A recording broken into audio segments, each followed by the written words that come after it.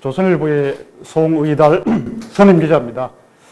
제가 사실 이 뉴욕타임스를 주제로 삼고 한 1년 2개월 정도 저술 작업을 하고 또 올해 4월 말에 책을 냈습니다만은 가장 큰 이유는 사실 우리나라 언론이 처한 어떤 현실적 상황에 대한 아쉬움은 아니지만 약간의 문제의식 거기서 비롯됐습니다.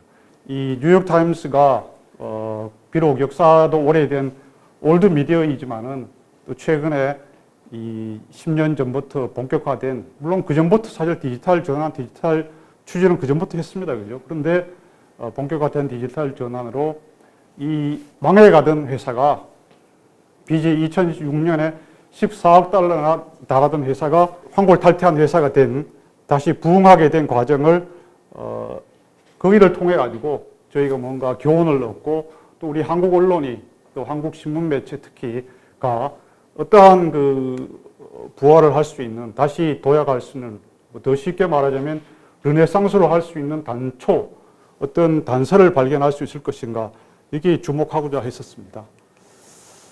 그래서 저는 이제 오늘 목차를 보시는 대로 오늘의 주제 강의는 첫 번째 부분은 1번은 좀 간단하게 넘어갈 예정입니다. 왜 뉴욕타임스인가? 오늘의 이 시대에서 2021년 9월이 다 되는 시점에서 왜 뉴욕타임스를 우리가 다시 주목해야 되는가를 한번 살펴보고 이 본론은 2, 3, 4가 되겠습니다.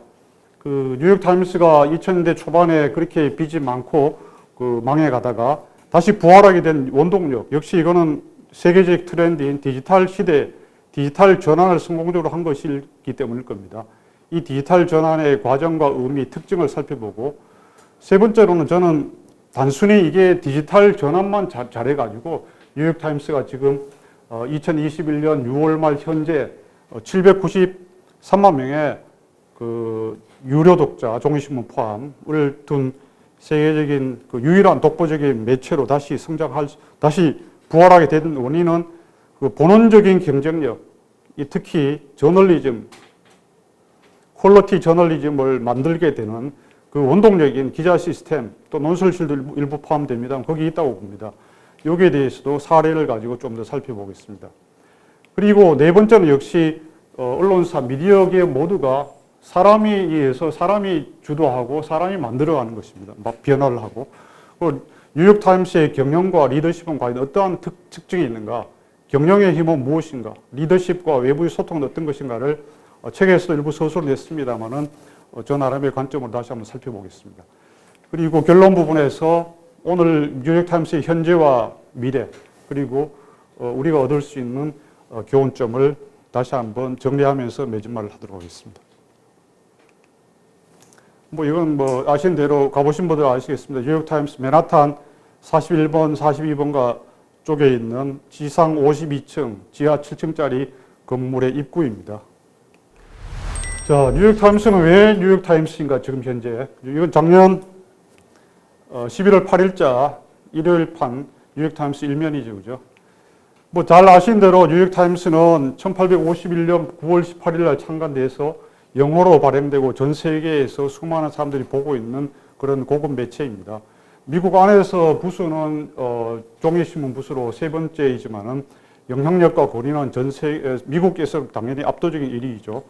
미국 국민이 믿는 세 가지가 있는데 성경, 바이블과 미국 헌법, 그리고 뉴욕타임스라고도 합니다. 현재 2000년대 초반까지도 이 뉴욕타임스 A 일면을 가지고 이것이 팩스로 받아볼 정도로, 그리고 그런 다음에 자기들 신문의 일면 톱과 기사 배열을 할 정도로 뉴욕타임스는 신문 가운데서의 신문의 표준으로 불렸습니다. 올해 1월에 퇴임한 트럼프 대통령도 한때가 아니라 4년 내내 뉴욕타임스를 욕하면서 싸웠습니다만은 가장 열심히 읽었고 가장 무서워하는 신문이 뉴욕타임스죠. 그죠? 아시는 대로 뉴욕타임스 백악관의 구독을 중지시켰다가도 혼자 또 자기는 모바일로 열심히 보고 그랬습니다.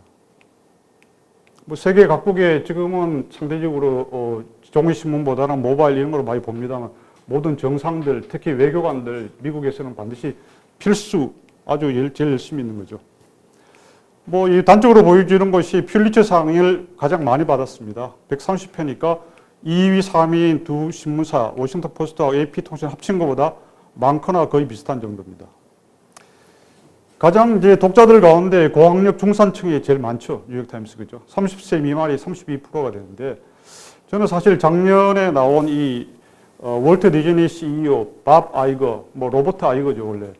밥 아이거가 쓴 The Ride of a Lifetime 이 책을 아주 재미있게 읽었는데 한국어 번역도 돼 있죠, 그죠? 한 사람 인생의 질주 이건데 자기의 스토리를 쓴 겁니다. 이 밥 아이거는 2005년부터 2020년까지 15년 동안 월트 디즈니 CEO로 있으면서 시가총액을 5배 키운 사람입니다. 근데 이 사람은 뉴저지주에 있는 이타카 칼리지의 커뮤니케이션을 전공했어요. 물론 졸업은 우등으로 했습니다.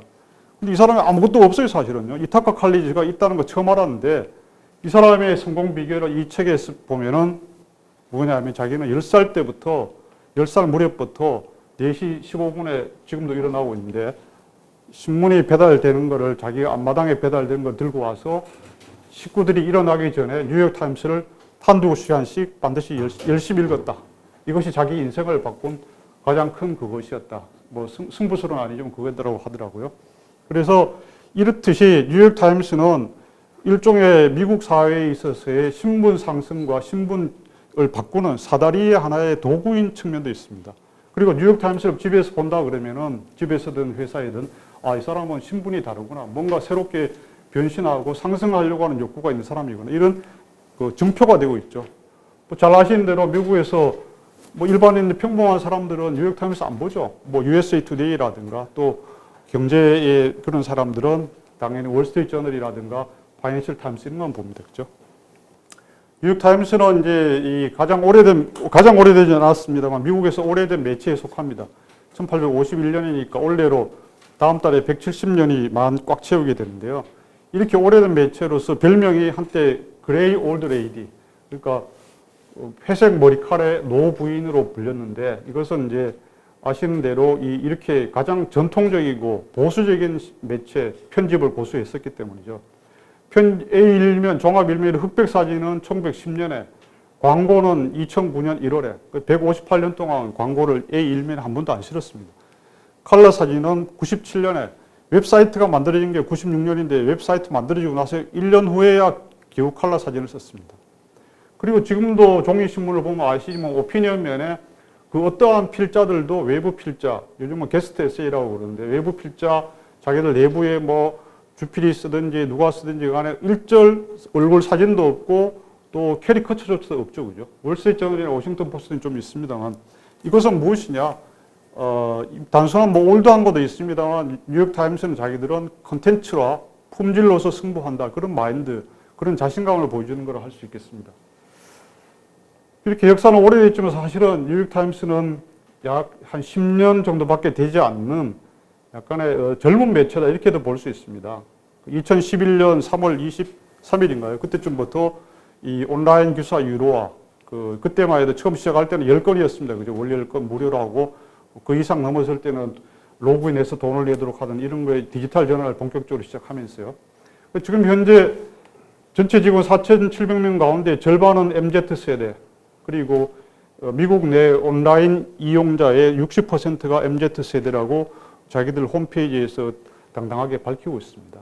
이럴 정도로 오래된 매체이지만 가장 또 젊은 신생 매체나 마찬가지인 그런 분위기와 그런 컬러를 유지하고 있습니다. 이 사진은 1962년의 이사의 모습이죠. 그죠? 여기는 이제 그때 발행이 이르던 두 번 발행이 된 아서 H 설츠버그고, 이거는 그 사위인 오빌 드라이푸스.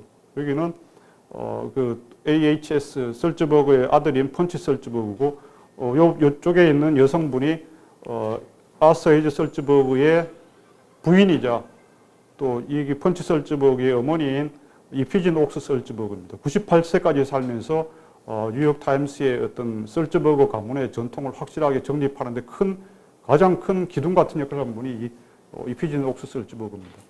요거는 2016년 11월에 도널드 트럼프가 대통령 당선자 신분으로 뉴욕타임스를 방문해서 여기 설츠버그 주니어 발행인과 또 이 편집국 논설실 간부들과 함께 대담을 하고 있는 모습입니다. 여기 이사회가 열리는 곳인데 뒤에는 이렇게 벽에 뉴욕타임스를 방문해서 또는 식사를 하거나 했던 미국의 역대 대통령 19명을 포함해서 세계 각국 정상이나 미국 부통령들 이런 사람들의 사인과 함께 사진이 붙어 있습니다. 뭐 잘 아시는 대로 이제 뉴욕타임스는 더 긴 설명이 필요 없습니다만은 디지털하고 기술 중심 회사가 됐습니다. 그죠? 작년에는 매출이 코로나 때문에 좀 2019년보다 오히려 줄었습니다. 그러나 이익은 1억 7천만 달러로 영업이익률이 10% 정도 육박하고요. 뭐 중요한 거는 사실 이 구독의 비중, 우리나라 종이신문사들은 대부분이 이제 종이신문 광고로 되지만은 뉴욕타임스는 이 구독으로서 하는 거죠. 구독 비중이 67%고 광고 비중은 22%밖에 되지 않습니다. 나머지는 물론 11% 정도 되는 거는 다른 부대 수입에서 합니다. 근데 이 유료 구독자의 또 90%가 디지털 구독자라는 것은 특이한 것입니다. 현재 뉴욕타임스는 제가 책에서 서술한 대로 디지털 구독 경제 기업을 표방하고 있고 실제로 그렇게 되고 있습니다. 편집국 기자가 1,700명인데 비해서 디지털 상품 기술팀은 700명이고 다 합쳐서 전 분야에서 엔지니어가 7,000명 정도 되고 있는 회사입니다. 그리고 아까 뭐 생략했습니다만 여기 메리디스 코핏 레비언 현재 CEO는 자기들 뉴욕타임스의 정체성을 월드 클래스 저널리즘 컴퍼니인 동시에 월드 클래스 디지털 프로덕트 앤 디지털 테크놀로지 컴퍼니라고 자기들 연례 사업 보고서에서 명시를 하고 있습니다. 현재 2021년 6월 말 현재 유료 구독자가 793만 명이고 이 중에 이제 디지털 구독자는 713만 명입니다. 압도적인 세계 1위입니다. 현재 인쇄부서는 80만 부인데 실제 주중판은 한 40만 부밖에 되지 않습니다. 뉴욕타임스의 디지털 지향을 보여주는 것이 현재 온라인 이메일 주소 등록자가 1억 명이라고 자기들은 공개적으로 밝히고 있습니다. 그리고 방문자들의 구매력을 환산한 사람이 1조 5천억 달러로서 이것은 거의 우리나라 연간 GDP와 맞먹는 규모입니다. 요건 뭐 책에서 서술한 내용을 이제 이 실제 사진으로 한번 보여드렸습니다. 그래서 미디어 업계 미국에서 특히 블랙홀이라 불려서 신생 인터넷 스타트업 미디어를 만든 사람들조차도 창업자거나 최고 편집국장 간부하던 사람들도 다 이렇게 뉴욕타임스 최근 2, 3년 새에 왔습니다. 여기는 이제 벤 스미스라고 그래가지고 미디어 컬럼니스트로 지금 하고 있고요. 버즈피드의 창립자였죠. 이거는 초아르 시차라고 그 가십 전문 매체인 고코 편집국장을 하다가 왔습니다. 카라 스위스는 이제 IT 전문가인데요. 이제 이게 리코드 공동 창업을 하다가 뉴욕타임스에 와서 지금 뉴스레터도 하고 팟캐스트도 하고 다양한 활동을 하고 있습니다.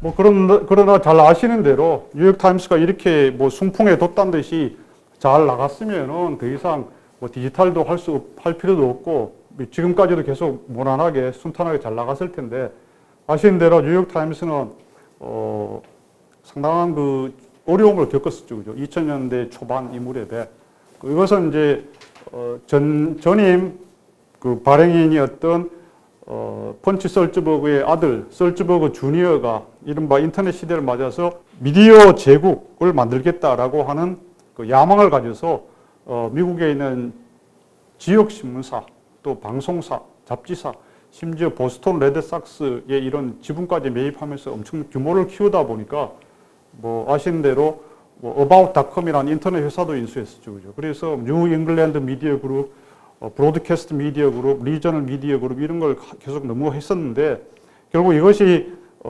닷컴 버블 그리고 글로벌 금융위기 2007, 8년 들면서 큰 직격탄을 받았습니다.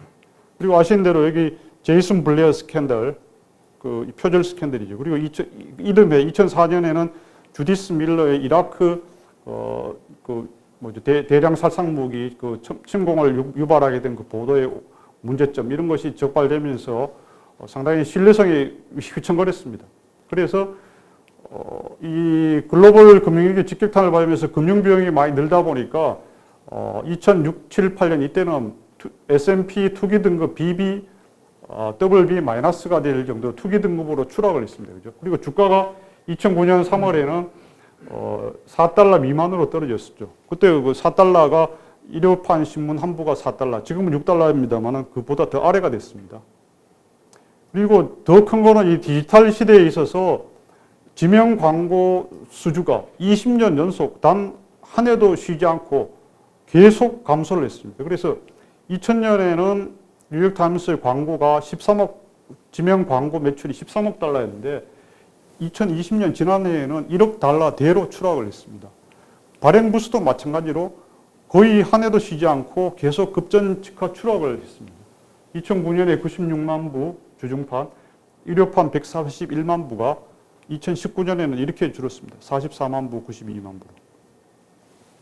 근데 이런 이제 디지털 시대가 되면서 광고와 발행 부수, 판매 수입이 모두 감소하고 있는데 무리한 외형 확장을 하고 또 그러는 과정에서 금융 비용과 부채가 많이 늘어나게 됐기 때문에 또 디지털 대응 자체를 제대로 못했죠. 너무 자기들은 살아남을 것이라고 너무 과신을 했습니다. 그래서 마침내 이 썰저버그 가문, 그때 발행해 있는 썰저버그 주니어까지 퇴진을 하라는 요구가 있었으나 그걸 간신히 넘겼습니다. 그죠? 그리고 여러분들 아시는 대로 멕시코의 통신재벌 오너인 카를로스 슬림으로부터 2억 5천만 달러도 빌리고 뭐 뉴욕타임스 본사 빌딩도 2007년에 완공을 했습니다만 세일즈 리스백 방식으로 다시 팔아서 임대에 들어가는 그런 상태가 됐습니다. 그죠? 그래서 2008년에서 17년 사이에 6차례 명예퇴직을 하고 자회사를 모두 팔아서 사실은 지금은 뉴욕타임스는 뉴욕타임스 미디어 그룹만 남은 상태가 되어 있습니다. 그래서 이렇게 다시 회생하기 위해서는 이런 디지털 전환, 디지털을 우리가 제대로 할 수밖에 없다. 디지털의 마지막 구명보트이다. 이런 생각으로 다시 디지털의 승부를 목숨을 걸지 않을 수가 없었습니다. 현재 임직원도 2005년에는 12,000명이나 됐습니다. 그때는 이제 이 소그룹들이 많이 있었기 때문이죠. 그런데 현재는 2020년에는 4,700명, 그나마 많이 늘어난 겁니다. 많이 회복된 거죠. 작년 3월부터 이 팬데믹으로 뉴욕타임스 본사 이 편집국이 본사 2, 3, 4층을 쓰고 있습니다만 이렇게 거의 텅텅 비어 있습니다. 그러면서도 신문, 그래도 콘텐츠, 온, 오프라인 다 잘 되고 있습니다. 디지털 전환에, 그래서 결국 뉴욕타임스가 이렇게 살아남게 된 디지털 전환은 저는 가장 큰 특징은 사실 우리나라 언론사들하고 대비되는 것 중에 하나가 이 즉흥적 대응을 하지 않고 가능하면 이 일종의 이 운전할 때 필요한 내비게이션처럼 항해도를 만들려고 최선의 노력을 다했다. 이런 생각을 많이 하게 됐습니다. 대표적으로 2015년 4월부터 11월 7달 동안 마크 톰슨 당시 뉴욕타임스 컴퍼니 CEO를 중심으로 해서 최고위 임원 6, 7명들이 매주 금요일 날 12시부터 퇴근할 때까지 끝장 토론을 7달 동안에는 했지 않습니까? 그건 이제 마크 톰슨이 작년에 퇴임하면서 맥키지 컨설팅 인터뷰에서 분명히 밝혔습니다. 그리고 이 과정에서 또 위에 임원들만이 한 게 아니고 그 밑에 일반 그 평기자들 또 그리고 편집국 이외의 다른 파트들까지 같이 참여하는 이노베이션 리포트, 물론 이제 지금 발행인이 된 AG 설저버그가 가장 주동이 됐습니다만 이 이노베이션 리포트도 2014년 3월에 만들고 또 2015년 10월에는 그 임원들 10명이 다 서명을 한 우리가 나아갈 길, Our Path Forward라고 하는 전략 메모를 만들어서 서명을 했습니다. 일종의 출사표입니다. 그리고 2020년에는 여기 저널리즘 that stands apart라고 하는 구체적인 우리 저널리즘, 뉴욕타임스의 디지털 저널리즘을 할 수 있는 방법과 문제점 그런 것을 하는 면밀한 보고서를 또 만들었습니다. 그래서 이것은 이제 단순히 또 윗사람들, 그 회사의 리더십 상층부들만의 일방적인 상명하달이 아니고 밑에 임직원들하고 또 설명회를 수차례 했습니다. 20차례 가까이 했다고 마크 톰슨은 얘기를 했습니다. 저는 이걸 보면서 손자병법에서 나오고 있는 그 모공편이라고 있죠. 공격을 모의하다 할 때 모공편에 있는데 첫 번째 나오는 승리의 법칙이 상하 동욕자 승입니다. 그러니까 윗사람 아랫사람이 같은 것을 욕망할 때 반드시 승리한다. 이게 이제 손자병법의 첫 번째 성공의 법칙인데 그 다음에 또 뭐 지피지기 백전불태도 있습니다만 그 생각이 많이 났습니다. 그래서 뉴욕타임스는 어쨌든 디지털 전환이라고 하는 자기들의 운명을 건 전쟁에서 가장 첫 번째 상하가 같은 한 마음이 되려고 노력을 했고 무턱대고 이런 게 생기면 저렇게 하고 또 이렇게 생기면 저렇게 하겠다는 것이 아니고 남들 하는 걸 따라 하겠다는 게 아니고 사실은 uncharted territory죠. 영어로 말하면 전혀 해본 적이 없는 새로운 미지의 영역을 시작하는 상황이었기 때문에 미국에서 또 전 세계에서 종합 일간지로서는 가장 처음으로 했죠. 그죠? FT하고 월스트리트저널이라는 경제 매체에서는 좀 미리 했습니다만은 그런 마당에서 비전을 발견하고 또 사내 공감대 구축을 위해서 노력한 것이 뉴욕타임스 디지털 저널의 저는 가장 큰 특징 중에 하나라고 생각을 하고 있습니다. 두 번째는 시행착오와 함께 디지털 근육을 키우려고 많은 노력을 했습니다. 1996년에 뉴욕타임스는 웹사이트를 우리나라 매체들도 그 무렵에는 97, 8, 9년에 많이 홈페이지를 만들었습니다만 했고 2005년에 뉴욕타임스 가운데 가장 고급적이고 일종의 프리미엄 상품을 가지고 타임즈 실렉트라는 것도 했으나 책에도 설명을 하고 또 실제 팩트입니다만은 실패했지 않습니까? 그러나 이런 과정에서 그리고 이제 2011년에 시작하면서도 NIT 앱, 타임스 프리미엄, 오피니언 이런 걸 다 했으나 2014년 한 해만 해도 모조리 실패했습니다. 그리고 이거 시작한 지 4년 4개월 만에야 2015년 7월 말에 유료 가입자 100만 명을 도달했습니다만은 그때까지도 뉴욕타임스는 예를 들자면 뉴스레터, 지금 뉴욕타임스가 한 70개가 넘죠. 그죠? 넘고 최근에 8월 달부터는 디지털 유료 가입자에게만은 또 서비스하는 뉴스레터를 새로 이제 큐레이션을 했습니다만은 그 뉴스레터 서비스도 뉴욕타임스는 2001년부터 20년 동안 계속하고 있습니다. 그리고 팟캐스트도 상당히 오래전부터 하고 있죠. 2010년 이 무렵부터 하고 있고 단순히 2011년 온라인 미터드 페이월 그러니까 그 기사 유료화가 그 전까지는 아무것도 안 하다가 그때 요 땅 해서 시작한 게 아니라는 말씀입니다. 그 전에도 계속 시도를 하고 뿌리랄까 씨앗을 뿌려놓고 그랬었는데 결국 이것이 이제 하나의 디지털 근육을 형성하는 노력을 한 거죠. 그 니키 우셔라고 그 조지 워싱턴대 소속의 그 커뮤니케이션 교수가 쓴 책을 보더라도 거기에도 자기가 그 니키 우셔 교수가 석 달인가 몇 달 동안 하여튼 뉴욕타임스 편집국에서 임베디드 그런 임베디드 맞나요? 그런 하여튼 자기가 매일 근무를 하면서 실제 경험을 했어요. 그래서 그때도 어떤 거 디지털 저널 어떤 건 잘한 거고 어떤 건 아직까지 못하다고 그걸 책을 거의 한 페이지가 한 권에 걸쳐서 썼는데 거기에도 보면은 어쨌든 시행착오를 겪으면서도 뉴욕타임스가 이런 시도를 하는 것 자체는 높이 평가하고 있었습니다. 니키 우셔 교수가. 근데 이런 이제 계속 실패를 하면서도 전진을 하니까 사실은 아까 1000명의 디지털 엔지니어가 있다고 했습니다만은 최근 들어서 보면은 그 연봉은 비록 적지만은 이 저널리즘 회사라고 하는 대의를 쫓아서 그 애플이나 페이스북, 인스타그램 이런 유튜브보다 훨씬 연봉은 적더라도 자기가 뉴욕타임스에 가서 근무를 하겠다고 하는 젊은 엔지니어들이 제법 많이 늘어나고 있다고 합니다. 그래서 이런 것들도 하나의 성공을 낳는 밑거름이 되고 있습니다. 그래서 그러면 이제 이렇게 여러 가지 비전 발견을 위해서 많은 노력을 했습니다만 결국 어떻게 했는가? 저는 결국 디지털 시대에 맞춰서 영어로 한 말씀 드리자면 이 업의 성격, 업의 특징 이것을 리얼라인먼트 했다. 저는 그렇게 생각이 많이 듭니다. 그러니까 그러면서 업의 개념을 재정의하고 콘텐츠의 대상을 더 확장시킨 겁니다. 업그레이드 하면서 그죠? 보통 우리가 흔히들 미디어 기업들이 다루고 있는 뉴스는 딱딱한 하드 뉴스다 이렇게만 생각하는데 하드 뉴스 또는 컬럼 정도 생각하는데 뉴욕타임스는 sophisticated cultural product 이런 식으로 정교한 문화 상품으로 콘텐츠의 대상 그러니까 자기들이 만들고 있는 대상을 더 업그레이드하고 개념을 확장한 겁니다. 이것은 이제 뉴욕타임스가 갑자기 어느 날 이런 생각을 한 것이 아니고 자기들 뉴욕타임스의 역사에서 보면 1976년부터 78년 사이에 펀치 설즈버그와 에이브라함 로젠탈 편집국장 시절에서 물론 그 외에 또 편집인도 했습니다만은 뉴욕타임스가 매주마다 요일별 섹션을 만들었죠, 그죠? 사이언스라든가 또 컬처 이외에도 여러 가지 많이 실생활에 도움되는 걸 많이 했는데 그런 과거의 성공 경험, 우리는 뉴스만이 아니고 이런 문화 상품도 한다는 것을 바탕으로 해서 디지털화한 것입니다. 뭐 대표적인 것이 책에도 다룬 대로 쿠킹, 뭐 게임, 뭐 십자말 퀴즈, 와이어 커트는 올 연말에 이제 올 하반기에 유력을 한다고 합니다. 이런 소프트 컨텐츠를 했고요.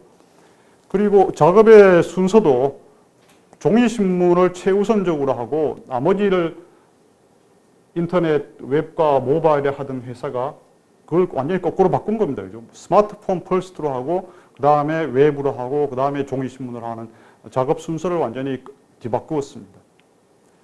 그리고 동시에 이 제작의 주체, 활동의 주체와 동시에 소비의 주체도 그러니까 뉴욕타임스 입장이 객체죠. 이것도 동시에 저는 전면적인 확장을 했다고 보고 있습니다. 뉴스 및 상품 제작의 주체이자 새로운 충성 고객 객체로서 이걸 밀레니얼 세대, Z세대, 1980년대 초반에서 2000대 초반까지 태어난 사람들을 중심으로 대거 확장을 했습니다. 그죠?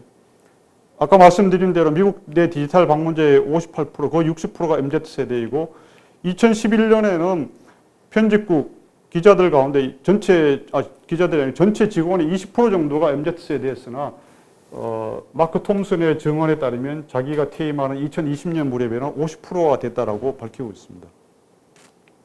그리고 또 하나 이걸 보여주는 것이 오피니언 컬럼니스트들, 뉴욕타임스에 사설 쓰는 에디토리얼 보드 멤버가 아닙니다. 그죠? 오피니언 컬럼니스트 15명 중에 8명은 1970년에서 80년대생입니다. 이 부분은 조금 이따 더 말씀드리겠습니다. 7명만 1940년에서 60년대생이고 가장 나이 많은 사람은 게일 콜린스라고 1945년생도 있습니다. 이것도 이따가 말씀드리겠습니다. 하여튼 결국 뉴욕타임스는 이렇게 디지털 전환을 통해서 완전히 새로운 매체로 디지털을 장착함으로써 자기들의 경쟁력, 자기들의 본원적 힘을 바탕으로 해서 새롭게 태어났고 이것이 뉴욕타임스의 르네상스를 이루었다고 볼 수 있겠습니다.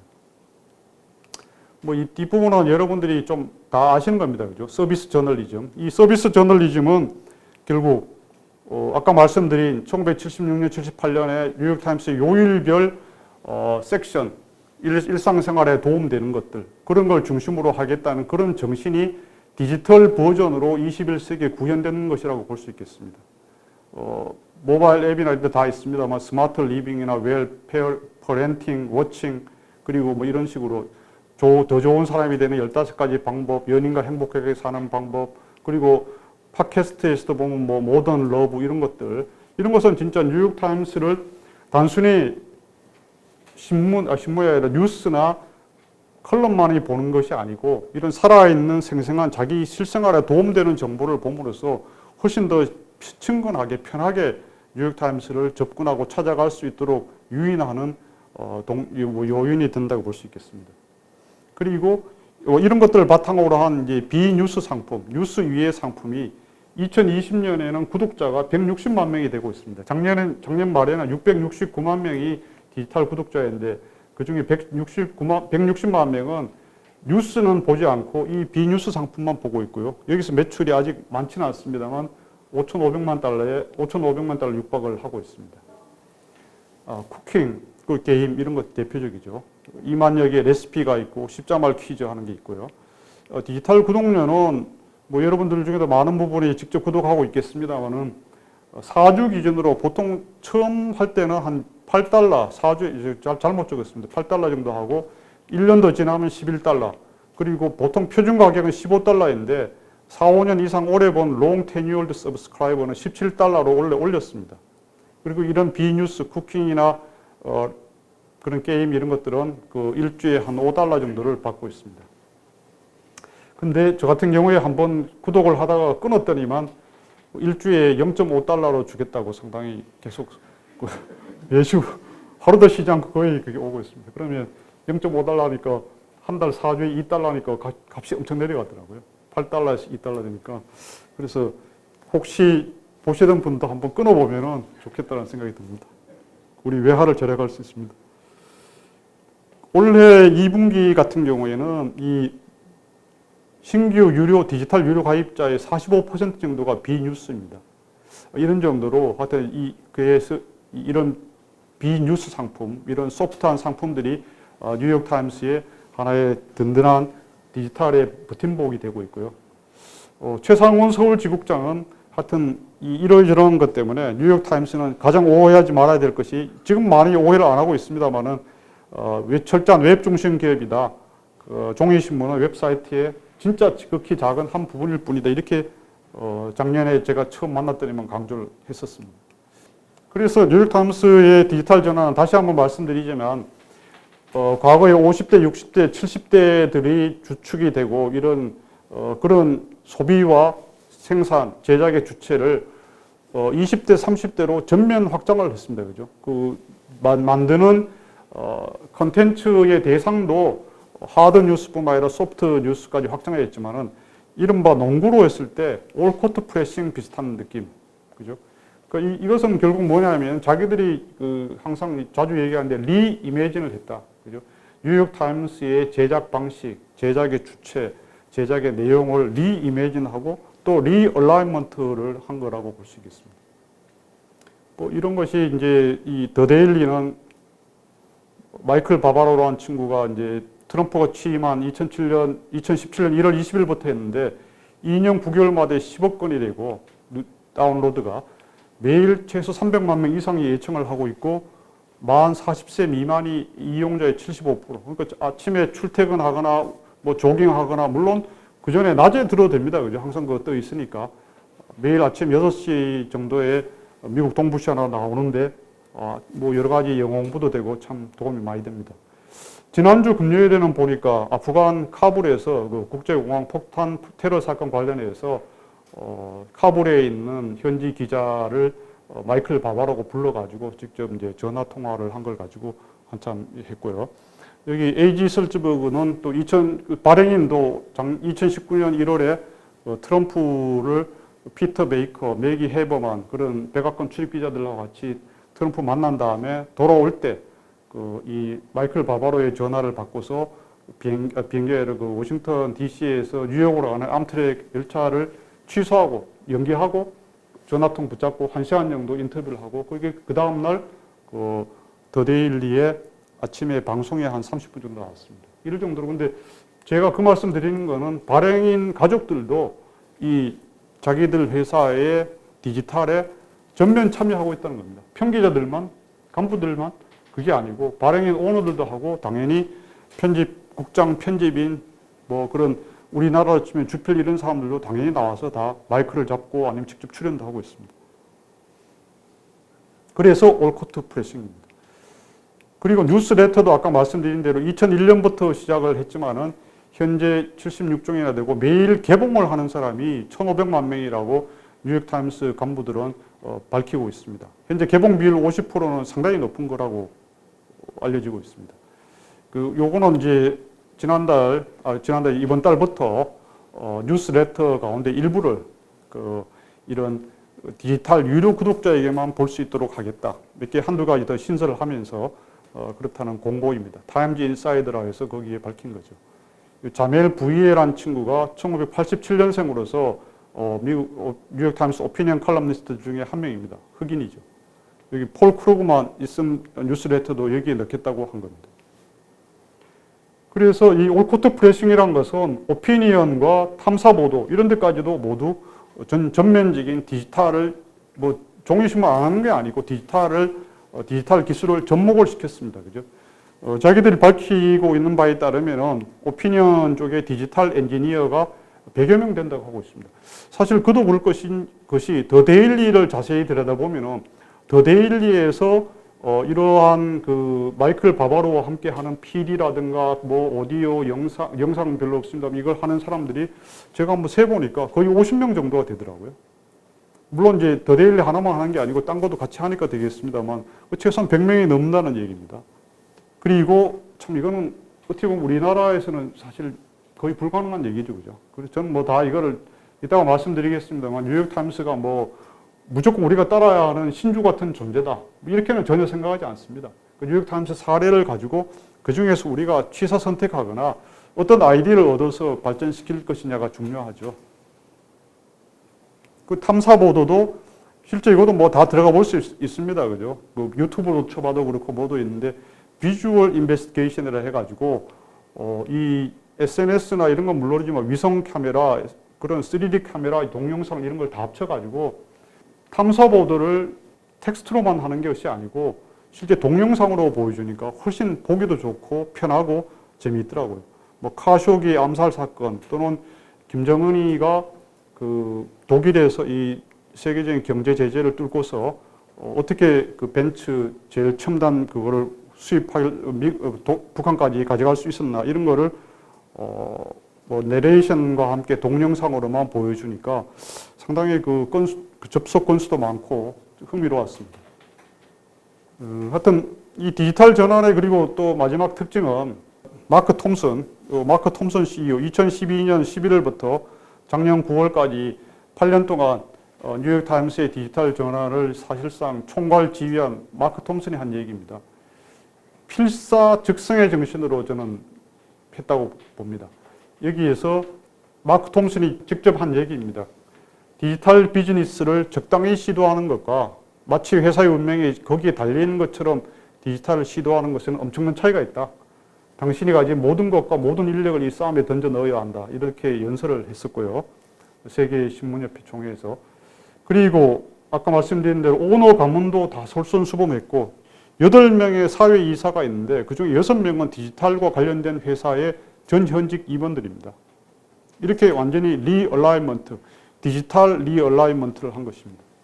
그리고 다음번 말씀드릴 거하고 연관이 됩니다만은 그럼 과연 디지털 기술, 디지털만 그 접목하고 장착하려고 했는가? 그건 절대 아닙니다. 그죠? 이 핵심 역량, 역시 미디어 기업으로서의 핵심 역량을 중시하고 여기에 비록 2006, 7, 8, 9, 10년 이때 매우 힘든 시기였습니다만 그리고 2011년부터 15년까지도 사실 100만 명도 되지 않고 경영 상태도 아주 계속 빚더미에 있는 상태였습니다만 이런 때에도 불구하고 편집국은 항상 1,100명 이상을 유지를 했고 외부의 유명한 저널리스트들, 다른 타사에 있는 사람들 항상 스카웃을 했습니다. 그것은 왜냐하면 우리들의 근원적 경쟁력은 독보적인 퀄리티 저널리즘에 있다고 발행인을 비롯한 오너 가문부터 경영진 모두가 거기는 철석같이 하나의 공감대를 형성하고 있었기 때문입니다. 마크 톰슨은 이렇게 말을 했습니다. 편집국에 투자하는 것은 넷플릭스가 양질의 콘텐츠, 뭐 동영상, 다큐멘터리나 영화, 드라마에 투자하는 것과 마찬가지이다. 우리는 1층은 저널리즘이고 2층은 디지털 상품으로 된 그런 두 개의 2층 건물 구조이다. 2층 건물 구조인데 그런데 1층에서 1층을 제대로 하지 못하면은 뉴욕타임스가 결국 2층도 영업이 안 된다. 이런 판단을 한 것입니다. 뭐 잘 아시는 대로 이런 노력을 한 결과 뉴욕타임스는 4년 만에 거의 400만 명, 3년 만에 400만 명, 그리고 작년 한 해 동안에 230만 명이 늘어나는 참 기적과 같은 성공을 거두었습니다. 제가 작년 2월, 3월에 이제 이걸 처음 시작하려고 뉴욕타임스 책 저술 작업을 하려고 이제 최상원 지국장이나 뉴욕타임스를 좀 접촉을 해보니까 상당히 소극적이었어요. 왜 뭐 굳이 하려고 하느냐, 아니면 뉴욕에 가더라도 제대로 얘기해 줄 사람이 없을 거다, 이런 얘기를 했어요. 왜냐하면 그때까지만 해도 사실 장담을 못하는 상황이었고 성공에 대한 확신이 없었다고 최상원 지국장도 그렇고 뉴욕타임스 사람들이 그러더라고요. 그런데 작년에 잘 아시는 대로 그 코로나가 2, 3월부터 터지고 그 다음에 트럼프와 뉴욕타임스가 워낙 끝까지 진짜 누가 보더라도 지금 최근에 한국 언론계에서 그 보수 언론과 그 문재인 정부 싸우는 거에 몇 배 이상으로 진짜 그보다 더 살벌할 정도로 트럼프와 뉴욕타임스가 싸우다 보니까 뭐 그래서 이른바 책에는 이제 코로나 범프, 트럼프 범프라고 표현을 했고 실제 미국 언론에서 그렇게 표현을 했으니까 저도 그렇습니다만은 그 덕분에 진짜 1년 사이에 230만 명이 디지털 유료 구독자가 증가한다는 진짜 뉴욕타임스 입장에서는 상상도 못한 일들이 벌어졌습니다. 그러니까 작년 말 이때부터는 그게 400만 명 되어서 600만 명이 669만 명이 되니까 상당히 뉴욕타임스가 이제 조금은 그때부터 여유를 찾았다고 볼 수 있습니다. 저는 그걸 보면서 또 하나의 뭐 속담이라 이걸 생각이 떠오르더라고요. 야, 역시 하늘은 스스로 돕는 자를 돕는구나. Heaven helps those who help themselves. 뉴욕타임스가 어쨌든 간에 밑바닥에서 진짜 그렇게 2011년 3월에 시작해도 4년 4개월 동안 계속 그 100만 명도 되지 않고 이렇게 하다가 그때만 해도 거의 패배적인 생각이 압도하고 있었습니다. 그죠? 다른 언론 학자들 또 매체들 이런 데서 뉴욕타임스가 드디어 셀프 디피팅 하고 있다. 드디어 망하는 길밖에 없다 그랬는데 마침 이 2016년에 트럼프도 나오고 구세주가 된 거죠, 트럼프가. 하여튼 뭐 이렇게 하면서 올해는 700만 명을 넘고 연말에는 가능하면 800만 명도 될 수 있다라고 하는 희망을 갖고 있더라고요. 그래서 저는 그런 걸 보면서 드는 것이 우리나라 언론사, 우리나라 신문사들도 진짜 과연 뭐 안도현의 시 이런 것도 있잖아요. 그죠? 끝까지 한번 죽을 때까지 노력을 해봤는가. 그런 생각이 앞으로 한다면 충분히 또 성공할 가능성이 있다. 그런 생각을 해보게 됐습니다. 자, 이어서 요건 책에 안 다룬 부분을 저도 조금 말씀을 나누고자 합니다. 저는 사실 뉴욕타임스를 보고서 뉴욕타임스에 약간 감동이라든가 대단하다고 느꼈던 첫 번째 개인적인 경험은 그 해리슨 솔즈베리 또는 또 헤드릭 스미스 이런 사람이 있는데요. 그런 훌륭한 기자들이 쓴 책을 보고서 야, 어떻게 이거는 학자보다 책을 더 잘 쓸 수가 있지? 뭐 해리슨 솔즈베리는 잘 아시는 대로 중국이나 특히 우리나라에서는 중국 관련 책으로 많이 번역되어 있습니다. 새로운 황제들 이런 게 1992년에 나왔는데요. 65세 은퇴를 퇴직을 한 다음에 그 책은 74살에 쓴 책입니다. 그 해리슨 솔즈베리의 새로운 황제들 보면은 처음에 이제 마오쩌둥, 보택동이 그때 1949년 이거를 그 밑에 국민당국을 패퇴시키고 베이징에 진입하는 장면부터 시작하는데 아주 디테일하고 아주 흥미롭게 썼습니다. 그리고 또 하나는 헤드릭 스미스라고 하는 사람은 1976년부터 79년까지 뉴욕타임스의 워싱턴 지국장을 했습니다. 1933년생이니까 한 40대였는데 근데 그 양반은 특이하게 보통 우리나라 같으면 지국장에 했으면 본사에 들어가서 정치부장이나 뭐 이런 거 해야 되잖아요. 다시 안 들어가고 79년부터 88년까지 워싱턴 지국의 치프 워싱턴 코레스판던트 그러니까 워싱턴 지국 수석 기자로 어떻게 보면 직급으로는 더 낮추어서 근무를 했습니다. 그런데 그리고 나서 1988년에 더 파워 게임이라는 한 500페이지 넘는 책을 썼는데 제가 미국에 98년, 99년에 연수를 가서 저희 생각은 뭐 그때 연수의 목표는 워싱턴 DC가 어떻게 움직이고 있나, 특히 정치적으로, 외교적으로 뭐 이런 거를 일종의 로드맵을 한번 좀 찾아보겠다는 생각인데 그래서 외교관들에게 물어봤더니만 그때 유명한 뭐 당시 나중에 장관 되고 김성한 장관 이런 분들이 이제 정무공사, 정무참사관인데 다 첫 번째 추천하는 책이 그 헤드릭 스미스의 The Power Game, 부제는 How Washington Works입니다. 그거더라고요. 진짜 그거 보고도 그 어떠한 정치학자가 쓴 것보다 훨씬 재미있고 훨씬 실감나고 훨씬 또 팩트에 충실한 책이었습니다. 그러면서 야, 진짜 뉴욕타임스 대단하구나. 저는 사실 뉴욕타임스 기사들은 그렇게 그 전까지 많이 보진 않았어요. 제가 뭐 경제도 하고 그랬지만은 우리나라하고 워낙 약간 이제 기사 진행 방식, 요즘 우리 박재현 교수께서 말하시는 내러티브 방식인데 한국은 또 막 이 첫부터 결론을 막 내리고 뭐 이러지 않습니까? 또 분량도 짧고 그래서 뉴욕타임스 기사 보려니까 너무 시간이 아까워가지고 기사는 잘 안 보고 주로 칼럼 보거나 그랬는데 그 책을 보면서 야, 이게 뉴욕타임스 기자들이 이러니까 쓰는 기사들은 더욱 어떨까 그런 감탄을 한 적이 여러 번 있었습니다. 근데 이 뉴욕타임스에 제가 이 사실을 이 말씀을 조금 길게 드린 거는 뉴욕타임스는 기자들 시스템, 이 기자들 시스템이 특이하고 기자들 만드는 이걸 바탕으로 해서 저널리즘이 진짜 말로만 하는 퀄리티 저널리즘이 아니고 웬만한 학자들이나 다른 어떠한 뉴스 매체에서 만드는 것보다 더 높은 품질과 정확성 그리고 신뢰를 가지는 한다는 이겁니다. 예를 들자면 다시 한번 이걸 먼저 말씀드리겠습니다. 현재 뉴욕타임스의 워싱턴 지국장 다시 한번 살펴봤습니다. 워싱턴 지국은 가장 거의 200명 정도가 있는 뉴욕타임스의 그 최대의 지국인 동시에 가장 중요한 출입처죠. 거기 미국 백악관은 물론이고 의회, 국세청, 무슨 청, 뭐 미국 연방정부, 심지어 사법부, 입법부 다 하는 거죠, 그죠?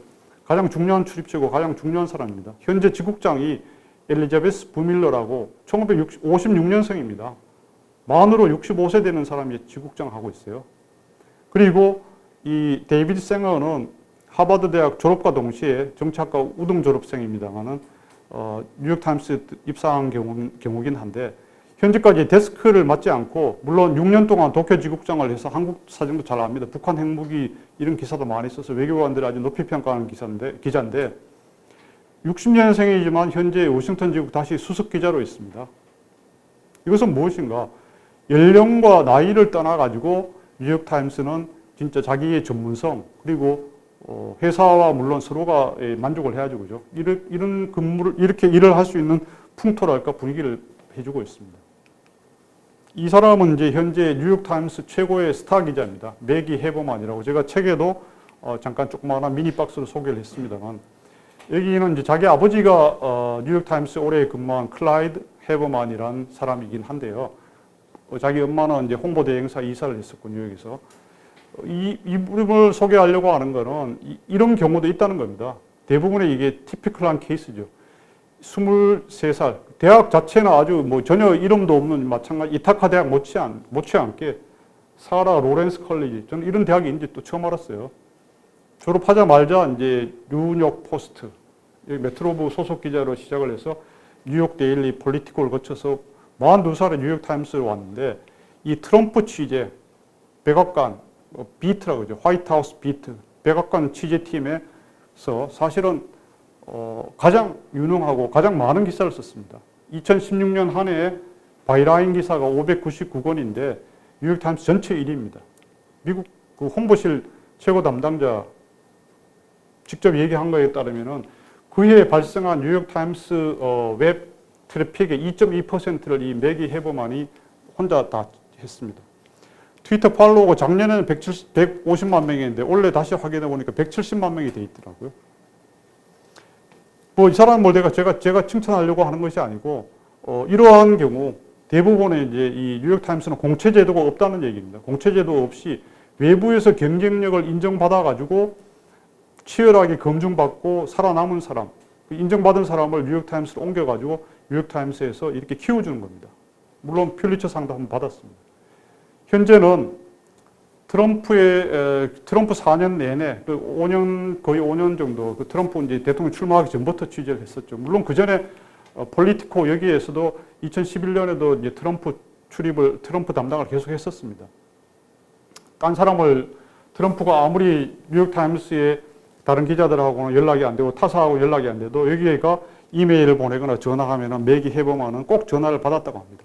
물론 겉으로는 삼류 기자다, 힐러리 파의 기자라고 욕하면서도 비난을 공개적으로 했죠, 트위터에.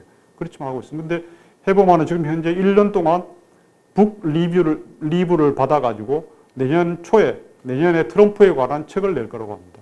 아마 상당히 많이 팔릴 것으로 예상됩니다. 저도 꼭 사볼 생각입니다. 그리고 이제 이건 칼럼 쪽에 있는 사례입니다. 칼럼. 뭐 데이비드 브룩스는 많이 아실 겁니다. 그죠? 우리나라에도 인간의 품격, 보보스, The Second Mountain 이런 게 번역돼서 나와 있는데요. 이분은 이제 시카고대 사학과를 졸업한 직후에 시티뉴스라는 데 경찰 기자를 잠깐 했습니다만은 24살 때부터 컬럼 전문 저널리스트로 하고 있어요. 월스트리트저널의 브뤼셀 상주 컬럼리스트하고 위클리 스탠다드라고 보수 매치 이런 것도 했습니다. 그리고 2003년에 뉴욕타임스에 와서 컬럼리스트로 있는데 이분은 이제 워싱턴 DC에 있는 K-스트리트 쪽에 뉴욕타임스 워싱턴 지국인데 거기에 사무실을 갖고 있습니다. 근데 거의 매주 2번씩 칼럼을 씁니다. 뉴욕타임스는 컬럼리스트들은 일주일에 한 번이나 2, 3주에 한 번이 아니고 매주 1, 2회, 최소 1회를 쓰고 있습니다. 보통은 2번 씁니다. 대단한 생산성이죠. 그리고 대단한 업무의 몰입도입니다. 아까 잠깐 설명했던 이 자멜 부이에라고 오피니언 컬럼니스트, 그죠? 다시 말씀드리자면 논설실, 사설만 주로 쓰는 논설실 에디토리얼 보드 멤버가 아닙니다. 이 사람은 버지니아 대학을 나왔습니다만은 슬레이트 매거진에서 정치를 주로 오래 하다가 나이도 얼마 안 되죠. 우리 나이로 35살, 만으로 34살인데 2019년에 32살 때 오피니언 컬럼니스트로 영입돼 있고요. 그 다음에 이제 작년 12월에 와서 올해부터 이렇게 매주 2번 팟캐스트를 하고 또 컬럼도 종이신문, 종이 아니라 수시로 텍스트로 쓰고 있는 에즈라 클라인. 이 친구는 원래 기자 출신도 아닙니다, 사실은. UCLA에서 정치학을 공부하고 워싱턴 포스트 이런 것도 최근에 있었습니다만 그전에는 기본적으로 블로거 출신입니다. 작년에 이제 왜 우리는 양극화되고 있는가, 미국 사회에. 이런 책을 쓴 사람을 이렇게 영입을 했습니다. 지금 젊은 세대 중에 가운데 스타 중에 한 명입니다. 뭐 저는 이런 사례들을 보면서 뉴욕타임스가 진짜 우리가 생각하는 거하고 무척 다르다라는 걸 보여드리려고 한 겁니다. 아까 잠깐 말씀드린 에이브러함 M. 로젠탈 케이스입니다. 이것은 무엇이냐면 신문사에서 편집국장, 편집인까지 한 사람인데 이런 사람도 우리 같으면 보통 편집국장, 편집인 하면은 뭐 부사장, 사장 아니면 그 전에 전무 뭐 이런 거 하는 걸로 생각하지 않습니까? CEO는 당연히 하겠거니. 뉴욕타임스에서는 기자 출신의 경영인이 없습니다. 특히 CEO, COO, CTO 아무것도 없습니다. 그럼 무엇을 하는가? 퇴임하면은 최고가 편집인까지 올라간 다음에 퇴임 때까지는 자기 뉴욕타임스든지 아니면 딴 데 나가서 바깥에서 신디케이트이든 간에 컬럼으로 쓰는 것으로 자기의 커리어를 마감을 합니다. 제임스 레스턴이라고 전설적인 기자 있죠. 그분도 퇴임 이후에 컬럼니스트로 활동을 했고 자기가 편집인으로 2년 동안 근무했는데 그때도 컬럼 쓰기 위해서 워싱턴 DC에 일주일에 한 번씩 기차 타고 왔다 갔다 하고 왜냐? 거기 사람들도 만나고 그래야 되니까요. 그런 열정이라든가 그걸 보였습니다. 이것이 뭐냐면 뉴욕타임스가 우리가 흔히 생각하는 것, 뭐 제가 책에 약간 뭐 구성도 하고 이러다 보니 잘 넣지를 못했었는데 뉴욕타임스가 이 디지털 전환에 또 성공하고 또 세계적인 미디어 기업으로 다시 역전을 하게 된, 다시 소생하게 된 비결은 단순히 디지털 전략을 잘 세우고 디지털에서 어떤 뭐 디지털 근육이 원래부터 좋아서 그게 절대 아니라고 생각됩니다. 아까 마크 톰슨이 얘기한 1층의 저널리즘 구조가 특히 한국 언론과는 완전히 다릅니다. 그리고 이것은 기자들의 잠재력과 능력, 전문성을 최대한 높여주는 거죠. 요거는 제가 취재한 건데요. 우리 최상훈 서울지국장께서도 많은 도움말을 주셨습니다. 뉴욕타임스에는 이 전체 기자, 예를 들어 편집국이 1,700명이 있다면 절반 정도는 에디팅, 절반 정도는 리포팅 팀이라고 합니다. 초년병 시절부터 각자 영역에서 훈련을 받는데 이 리포팅 팀은 굳이 뭐 차장, 부장, 뭐 부국장, 대우, 부국장 이런 게 연연하지 않고 계속 기사 자체 쓰는 것으로 만족하는 사람이고요. 한 분야를 자기 분야, 뭐 외교 안보다, 경제다, 뭐 문화다 이런 걸 쓰는 사람도 있고 그렇지 않고 그 모든 영역을 걸쳐서 자유롭게 쓰는 리포팅 전담 기자도 많이 있다고 합니다. 아까 말씀드린 그 데이비드 생거라든가 이런 사람은 전형적인 전문 기자입니다. 그죠? 그래서 우리나라에서는 전문 기자, 선임 기자 이런 사람들이 진짜 각 사마다 손에 꼽을 정도, 뭐 만화에 10명도 잘 안 되지만은 뉴욕타임스는 그것이 오히려 그런 사람들이 절반인 정도가 되고 정상으로 간주되고 있습니다. 그리고 또 하나 특징은 편집국과 논설실 간에 우리는 뭐 교류가 많이 있습니다. 그죠? 편기자도 심지어 가고 차장 가고 부장 가고 뭐 국장 마친 다음에도 논설위원 가고 그러는데 뉴욕타임스는 그게 거의 없습니다. 있더라도 그것은 사설 파트에 최근에 한 명 같더라고요. 가는 거죠. 오피니언 컬럼니스트들 가운데서 뉴욕타임스 뭐 칼럼 잘 쓴다 그래가지고 우리 같으면 뭐 부장 하다가 부국장 하다가 뭐 이 무슨 칼럼 이렇게 제목 나오지 않습니까? 그게 없어요. 그런 게. 요 부분에 관해서 우리 존경하는 박재영 교수님께서 과거에 뭐 여러 기고도 많이 하셨습니다. 그래서 하여튼 논설실에 누가 어떤 사설을 쓰는지 알 수도 없고 알 생각도 안 하는 겁니다. 그리고 논설실에 보통 우리나라 같으면은 대부분 그런 것 같은데요. 뭐 쓰다가 야 이게 팩트가 어떻게 되냐, 뭐 그쪽에 출입처 분위기가 어떠냐라고 툭하면 전화해서 막 묻잖아요, 그죠? 근데 뉴욕타임스 그게 없답니다. 그렇게 할 수도 없고 하는 순간 전화도 물론 받지도 않고 말도 안 하는 건데 그러면은 그 팩트 체크는 논설실에서 독자적으로 하든가 아니면 거기에 소속되어 있는 리서처 아니면 저거 안 되면 외부의 리서처에게 맡겨서라도 자기들이 해결하는 구조랍니다. 이건 책 저 표지에 있는 뉴욕타임스 2, 3, 4층 그 팬데믹 전 모습입니다. 그죠? 당연히 아까 말씀드렸던 매기 해범안이나 또 이런 사람들처럼 공채제도 없습니다. 공채제도가 없고 매년에 몇 명 뽑는 그런 거 없고, 물론 이제 아까 이 또 데이비드 생어처럼 대학 갓 졸업한 젊은이, 그 데이비드 생어 같은 경우에는 고등학교 때, 대학교 때도 벌써 고등학교 신문, 대학 신문 편집장 이런 걸 했어요. 그래서 글 쓰는 거에 대해서 나름 검증을 받은 친구입니다. 그런 사람은 곧바로 들어옵니다. 그 아까 AM 로젠탈 같은 경우도 시티 칼리지였지만은 워낙 그 글 쓰는 것으로 유명했기 때문에 발탁이 된 경우고요. 또 최근에는 뉴욕타임스 안에 이런 저널리즘 아카데미 이런 걸 만들어가지고 거기에서 인턴을 안 한 대신 이런 걸 많이 하는데 곧바로 뽑기도 합니다. 근데 이 경우는 매우 적습니다. 그죠? 매우 적고 대부분 외부에서 검증받고 타사에서 뭐 지방지부터 해서 뉴욕 지방지 또 다른 데 지방지, 월스트리트 저널, 보스턴 글로브, 워싱턴 포스트 이런 데 있다가 스카우트 되는 경우가 대부분입니다. 우리나라처럼 경찰 기자 입사한 다음에 모두 거쳐야 하는 통과 의뢰 포스트 절대 안 합니다. 이른바 폴리스 비트 있긴 있습니다만 경찰 기자는 그게 통과 의뢰가 아니라는 게 주목됩니다. 물론 당연히 같은 데 입사한 사람도 대우와 급여는 다 다르다고 합니다. 그래서 이 검증된 기자를 뽑아서 최고 대우와 전문성을 키우도록 노력해 주는 거, 뒷받침을 해 주는 겁니다. 그죠? 아까 말씀드린 대로 이 1년 또는 6개월 동안의 북 리브 제도, 책 출판 휴가 제도죠. 우리나라에도 책 알려진 그 습관의 힘, The Power of Habit 쓴 찰스 두히그라는 친구도 그 이 이노베이션 리포트에도 그 실무에 같이 참여한 멤버이긴 하지만은 자기 책 쓸 때마다 항상 그 이런 북 리뷰를 회사의 허락을 받아서 냈다고 밝히고 있습니다. 그 찰스 두히그는 현재 뉴욕 타임스 매거진에 가 있습니다. 본인이 원해서.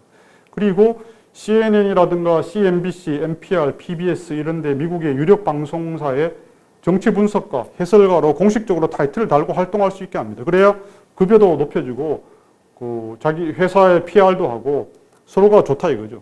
기자도 좋고 우리 회사도 좋고. 그리고 과거에는 신문사 일방적으로 뽑았으나 현재는 인터넷 매체, 블로그 이런 것들도 블로그 같은 분야를 대상을 아주 넓혀가지고 진짜 훌륭한 인재다 싶으면은 거기에 소속과 타이틀 거기에 연연하지 않고 검증된 사람, 검증된 능력과 자질을 가진 사람은 반드시라기보다 차별 없이 뽑는다는 겁니다. 아까 잠깐 말씀드린 이제 1945년생으로 현재 뉴욕타임스 오피니언 컬럼니스트 15명 가운데 최고령인 게일 콜린스라는 사람입니다. 처음에는 UPI 통신 기자로 시작을 했는데 뉴욕 데일리 뉴스, 뉴욕 뉴스데이 이런 데서 주로 컬럼니스트로 있다가 1995년에 NIT에 입사를 했어요. 그러니까 거의 몇 년입니까? 만 50세에 입사를 했는데 6년 만인 2001년에 논설실장, 요즘은 이제 오피니언 에디터로 이름을 바뀌었는데요. 그것도 무려 거의 6년 정도 했습니다. 마치자마자 북 리뷰를 가서 1년 동안 저술을 한 다음에 남편과 책 쓴 거 포함해서 5권을 저서를 냈습니다. 물론 필리츠 뭐 이런 사례를 제가 장황하게 소개한 것은 이러한 것들, 기자의 전문성, 그죠? 그리고 기자들의 나이를 초월하고 나이를 신경 쓰지 않고 또 능력을 최대한 발휘할 수 있도록 도와주는 회사의 분위기, 그리고 또 설사 그런 자기 승진하는 기회가 있다 하더라도 그걸 마다하고 자기 전문성과 자기 프로페셔널에 충실하는 기자들의 가치관과 열정, 이런 것이 뉴욕타임스의 저널리즘을 더욱 단단하고 또 경쟁 있게 만들기 때문에 그런 것이 1, 2년이 아니고 50년, 60년, 뭐 그전에 100년은 잘 모르겠습니다. 쌓여있기 때문에 결국은 이런 디지털 전환을 하는 데 있어서도 딴 데하고 구별되는 엄청난 그 에너지와 그 용광로와 같은 역할을 하고 있는 게 아닌가. 저는 그런 생각을 지금도 하고 있습니다. 자, 그리고 본론의 세 번째 파트는 이제 경영의 힘, 뭐 이렇게 볼 수 있습니다. 그죠? 경영의 힘인데, 이건 뭐 책에 조금 자세히 설명을 했습니다만은 하여튼 리더십의 어떤 품질, 리더십의 관점, 리더십의 철학이 저는 참 이 역시 세계 인류 미디어, 인류 기업은 이렇게 다르구나 하는 생각을 많이 하게 됐습니다. 뭐 all the news that's fit to print 이 7단어, 이건 항상 뉴욕타임스 일면 제일 왼쪽 위에 있는 말이고요, 그죠? 1896년 이후로 그리고 이 아돌프 옥스, 그때 뉴욕타임스를 인수를 해서 중흥을 시킨 옥스 설츠버그 가문의 이제 시조격인데 1층 편집국에 있는 그 부조 버스트입니다. 흉상인데요. 이분은 뭐 책에도 제가 썼습니다만 뉴욕타임스를 자기 개인 재산이나 사유재산이 아니고 독립된 기관, 독립된 공적인 기관으로 하려고 실제로 믿었고 또 실제로 그걸 실천한 분이죠. 39년간 그 뉴욕타임스 발행인으로 재임을 했는데 아무리 경영이 좋은 해에도 연봉 2만 5천 달러 이상을 받지는 않았습니다. 물론 2만 5천 달러 많긴 많을 것 같아요. 지금 기준으로 하면. 그런데 하여튼 자기들 벌어들인 전체 금액의 3%, 이익금의 3%만 주로 자기들 가문에게 배당을 하고 나머지 90% 이상은 다시 재투자를 했습니다. 참 말이 그렇지 쉽지 않은 결정이죠. 그리고 뭐 전등불을 끄면서 경비를 절약했지만은 그때 1900년대 초반에 뉴욕시청에서 자기 친구를 통해 가지고 15만 달러를 우리가 거래 협찬을 제의가 왔습니다만 그거를 며칠 고민하다가 단호하게 거절을 했다고 뉴욕타임스 사가들이 밝히고 있습니다. 그때 15만 달러면 역시 엄청 많은 금액이었겠죠. 이것은 이제 이 게이 탈레이즈라고 뉴욕타임스 역사에 관한 초기에 가장 훌륭한 책 The Power and the Kingdom을 쓴 게이 탈레이즈는 이렇게 말을 했습니다. 그는 아돌프 옥스는 영리를 위한 게 아니라 위대한 교회를 운영하듯이 미덕, 벌추, 그리고 사명감, 미션을 가지고 NIT를 경영했다. 그리고 이것은 뉴욕타임스는 존경받는 신문, 진지한 신문이 되고자 했고 이런 후대에도 계속 영속되기를 바랬다라고 했는데요. 아까 뭐 이제 분량상 제가 생략을 했습니다. 원래 같으면 있는데 이피진 옥스 설츠버그 이분이 이제 아들이 없었기 때문에 외동딸 이피진 옥스 설츠버그만 있어가지고 그 이피진 옥스 설츠버그가 1990년에 98세로 세상을 떠날 때까지 이 아버지의 유산, 아버지의 유업, 정신적인 이것을 계승을 해서 설츠버그 가문의 그 단합과 또 이 하나의 그 가치관, 또 새로운 그 지배 구조 이것을 만드는 데 큰 역할을 했습니다. 그리고 참 이것도 매우 힘든 얘기인데 그 거의 드라마 같은 얘기이긴 한데 그 수잔 티프트와 렉스 존스가 쓴 The Trust라는 책에 뭐 나와 있습니다. 그분이 뭐 미국 사람들이 소설을 쓴 건 아닐 테고요. 픽션에. 실제 팩트니까 했을 거로 저는 생각됩니다만 아서 에이즈 설츠버그 여기 아돌프 옥스의 사위죠. 그 발행인은 1958년에 뉴욕타임스가 이 파업을 해가지고 편집국 기자들이 뭐 물론 인쇄 부분도 같이 했습니다만 19일 동안 신문을 못 만들었습니다. 그때 조합원들이 복귀를 할 때 AHS 설츠버그가 나와서 편집국 문 앞에 서서 악수를 하면서 반겼다고 합니다. 사실 그것도 매우 힘든 일이죠. 그죠? 거의 원수지간이 되기 쉬운데 일주일도 아니고 하루도 아니고 뭐 거의 3주 가까이 이렇게 파업했는데 그리고 그 AHS 아서 에이즈 설츠버그의 아들인 펀치 설츠버그는 그 발행인으로 재임하는 기간 동안 오후 5시 편집국의 페이지 1 미팅, 그 다음 날짜 A1면 제목의 기사 내용, 기사와 제목 등을 정하는 회의에서 항상 참석은 했는데 절대 한쪽 구석에 앉아 있을 뿐 어떠한 의견도 말을 하지 않았죠. 그것은 이제 그만큼 겸손하게 처신했다 이런 겁니다.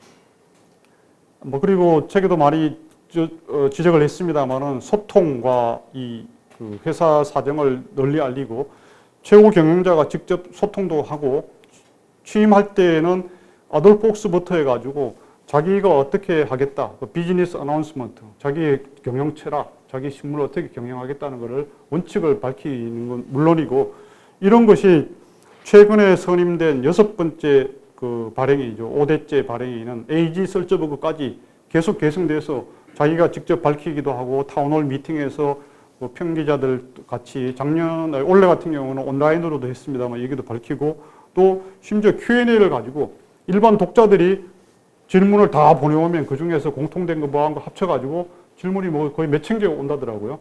그걸 가지고 또 답변을 해서 그걸 웹사이트에 띄우고 이런 식으로 소통을 진정성 있는 소통을 하는 거죠. 그리고 뭐 이런 Talk to the Newsroom, Understanding Times Talk. Times Talk는 이런 사전에서 보듯이 우리나라 뭐 매경의 월드 날리지 포럼이라든가 조선일보의 아시아 리더십 컨퍼런스보다는 훨씬 규모는 적습니다만은 거의 매주 연간 한 5, 60회 정도 하면서 실제로 아주 실속에 있는 그런 모임을 하고 있습니다. 타임스토크. 독자들에 대한 서비스입니다. 발행인 가족들, 설저버그 가문 가족들 스스로도 아까도 일부 그 솔선수범하는 예를 들었습니다만은 AG 설저버그 같은 경우에도 여기 2년 동안 이걸 뺐는데요. 2년 동안은 입사하기 전에 프로비던스 저널이라고 롱아일랜드에 있는 그런 곳에서 인턴을 2년 동안 하고 그 다음에 3년 동안은 그 오리건주, 완전히 서부에 있는 거죠. 평기자로 근무를 하고 2009년에 뉴욕타임스 입사한 다음에 또 시골인 캔사스에 가서 캔사스 지국에서 근무를 했습니다. 그런 다음에 이제 뉴욕타임스 본사 메트로부에 와서 뭐 차장으로 있다가 또 이노베이션 리포트 하는데도 실무 책임자로 뭐 찰스 두히 등등과 같이 일을 하고 기여를 직접 했고요. 그 다음에 이때 그 발행인 경쟁, 에이지 설즈부가 같이 한 사람이 샘 돌릭, 그 다음 데이비드 펄피치 이런 두 명 더 있는데 샘 돌릭은 이제 1981년생이긴 하지만은 지금 현재 부국장 대우로 있으면서 더 데일리, 모바일, 뭐 이런 가상현실 이런 걸 다 전담하고 있습니다. 사실 기자로서의 능력은 AP통신 뉴델리 파운더였는데 훨씬 샘 돌릭이 더 있었다고 합니다. 데이비드 펄피치는 1977년생인데 와이어커트라고 하는 그 상품, 제품 구매 평가 사이트 이걸 인수하는 데 결정적인 역할을 했고 그 지금 현재 그때 2011년 온라인 뉴스 유료화 이런 것도 했습니다. 그런데 이런 사람들도 뭐 그냥 자리만 차지하고 있는 것이 아니고 실제 능력이 있기 때문에 회사에서 역할을 하고 있는 겁니다. 능력 없는 사람은 할 수 없고요. 그다음에 여기 2016년 하반기에 에이지 설즈버그가 선임되는 과정에서도 그 선정위원회를 구성을 해서 심지어 심리 상담 전문가까지 동원했다고 제 책에서도 밝혔습니다. 그리고 이제 윤리 규정도 역시 엄격하죠. 그죠? 아주 윤리 규정이 엄격해서 이 평기자들은 물론 이 부장, 차장, 간부들 재산 공개를 뭐 공무원들처럼 관보에 하는 건 아닙니다만은 언제든지 담당 부국장이 열람을 해볼 수 있도록 다 합의를 또 이 서약을 받아놓고 있습니다. 그리고 책에도 서술을 했습니다만 심지어 레스토랑 리뷰를 하더라도 5개 정도의 그 원칙을 가지고 하지 않습니까? 그죠? 뭐 반드시 익명으로 예약을 하고 또 비용은 신문사에서 내고 또 그걸 크리틱을 할 때 3번 정도는 반드시 식사를 하고 뭐 기타 등등 누구하고 만들어진 지 2달 이상이 돼야 된다는 등등 이런 식 그건 한 단편입니다만은 이런 식으로 엄격한 윤리 규정을 일반인 기자들에게도 적용하지만은 본인들 오너 가족들도 어떻습니까? 뭐 주말에 여행을 가거나 주말에 차량을 이용할 때도 회사 차 절대 이용하지 않죠. 절대 이용하지 않고 또 가족 여행을 가거나 해외여행 갈 때도 계좌 자체를 아예 회사 계좌를 쓰지 않고 자기들 개인 은행 계좌를 쓰는 겁니다. 그렇지 않으면 그때 1971년 지금부터 50년 전에 있었던 그 펜타곤 페이퍼 그런 사건이 아니라 그때도 얼마나 미국 닉슨 행정부하고 싸웠습니까? 그죠? 그 계좌 추적이라든가 그 미국 국세청 IRS에 그게 있었음에도 불구하고 전혀 현재 미국의 설저버그 가문 또는 뉴욕타임스 가족들이 이런 것 때문에 구속됐다, 구속 위기에 처했다. 기사 자체가 나오고 있지 않습니다. 그것은 이런 윤리 규정 이런 면에 있어서도 오너 가문들이 솔선수범하고 있다 이렇게 보겠습니다. 뭐 잘 아시는 대로 뉴욕타임스는 그 세계 최초로 신문사 가운데에서 이 북 리뷰 섹션을 1896년 아돌프 옥스가 맡은 지 거의 한 달여 만에 처음 만들었습니다. 그때는 토요일자였으나 지금은 일요일자로 옮겼습니다. 그리고 경제 섹션도 주간이었지만 처음 시도했고 그리고 미국 최초 인덱스를 발간해서 뉴스페이퍼 오브 레코드라는 이름을 얻었습니다. 그리고 아까 말씀드린 대로 76년, 78년에는 세계 최초로 요일별 특집 섹션을 매주 그리고 매일 발행을 했습니다. 2011년에는 온라인 기사 유료를 했고 그 이후에 2015년이 아니라 그 전부터도 AI라든가 AR, VR 이런 걸 접목한 계속 시도를 하고 있고요. 이걸 위해 가지고 2006년부터 뉴욕타임스는 R&D 랩을 운영을 하고 있었고 이거는 R&D 랩은 스토리X로 이제 통합됐습니다만은 그와 별개로 베타 그룹, 데이터 앤 인사이트 그룹 다 이런 건 디지털을 활용한 그 뉴스 제작, 또 트래픽 높이기, 또 광고 제작, 광고 판매, 그죠? 그리고 기존의 디지털 유료 구독자 유지 이런 걸 위한 기법을 또 고도화하기 위한 거고, 또 동시에 모든 콘텐츠에 사실은 저희가 몰라서 그렇지, 표시를 안 해서 그렇지, 상당한 그 디지털이 작용하고 있는 거죠. 그죠? 알고리즘하고 이거 다 먹혀서. 그리고 2019년에는 5G 저널리즘 랩까지 만들었었습니다. 이러한 것들은 사실 뉴욕타임스가 거의 1851년부터 3세기 동안 그 활자 중심 텍스트 신문이었지만은 이런 기본적인 혁신의 DNA, 혁신의 정신이 뉴욕타임스의 어떻게 보면 뭐 의무화는 아니지만 전통이라든가 이것으로 강점으로 살아있기 때문에 이것이 또 21세기에도 디지털 시대에 같이 빛을 발하고 있습니다. 현재 뉴욕타임스는 그 2019년부터 이제 부채가 제로 상태가 되었고요.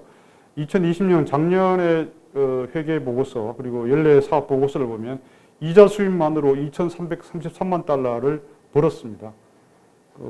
정규 직원이 2005년 무렵에는 12,000명이었다가 2010년에 7,000명대로 줄었지만은 그리고 15년에는 3,500명으로 더 줄었으나 2020년에는 4,700명으로 다시 늘어나고 있습니다.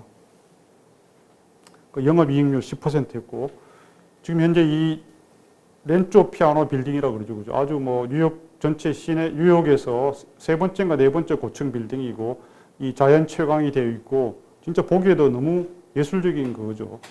뭐 저도 사실 작년에 꼭 가보려고 했는데 뭐 팬데믹 때문에 도저히 갈 수가 없었습니다.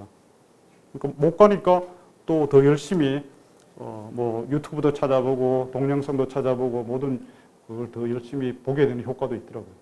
이걸 세일즈 리스백 방식으로 했다가 지금 다시 완전히 자기들 소유로 하고 있습니다.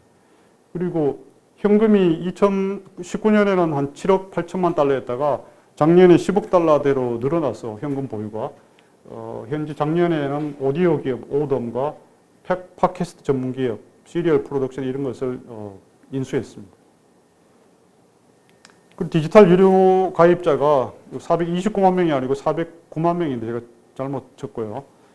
하여튼 트럼프 효과, 코로나 효과로 작년 한 해 만에 거의 230만 명이 늘어났습니다. 근데 올해는 이제 올 상반기 6개월 동안에는 사실은 1분기, 2분기 합쳐서도 디지털 유료 가입자가 44만 3천 명, 특히 1분기에는 30만 명이었고 2분기에는 15만 명 정도였는데 대폭 줄었습니다. 작년에 비해서. 근데 이제 2분기 자체가 워낙 제일 비수기라고 합니다.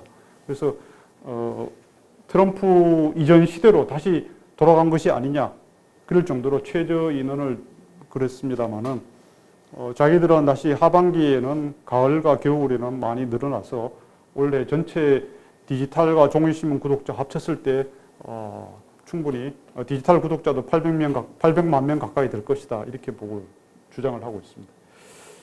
주목되는 것은 이렇게 매출액 그리고 영업이익 이런 것이 올 상반기에 디지털 유료 가입자는 많이 늘지 않았지만은 증가 규모나 증가 속도가 아주 호조를 보이고 있다는 겁니다. 2020년 대비 매출액은 15% 정도, 2019년 대비해서는 11% 늘었고요. 특히 영업이익은 작년에 코로나 때문에 물론 많이 줄어든 것도 있지만 223%, 72% 이렇게 늘었습니다. 이것은 뉴욕타임스가 이런 디지털 가입자의 외형 못지않게 더 내실 있고 단단한 그런 기업으로 되고 변해가고 있다는 것을 보여주는 증거라고 되겠습니다. 과연 이제 뉴욕타임스의 앞날이라든가 미래는 어떨 것인가? 저는 그리고 상당수의 이 디지털 구독경제 전문가들은 매우 밝다고 보고 있습니다. 왜냐하면은 뉴욕타임스의 그 월간 유닉 비지터가 순방문자가 1억 6천만 명 정도 되고 있습니다. 근데 여기에 대비해서 디지털 유료 가입자가 720만 명이 안 되지 않습니까? 계산을 해보니까 4.5% 정도밖에 안 되더라고요. 나머지 95%는 더 확장할 여지가 충분히 있는 겁니다. 그리고 뭐 뉴스레터 등을 받기 위해서 유료 구독자는 아니지만 로그인 등록해 놓은 사람이 1억 명 되니까요. 그 1억 명 대비하더라도 앞으로 713만 명, 그러니까 92% 이상이 미가입자로 있습니다.